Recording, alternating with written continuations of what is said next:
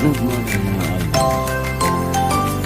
Ngayon naman papalit tayo ng switch sa CR. Yung may problema na kasi simple lang naman ang pagpapalit.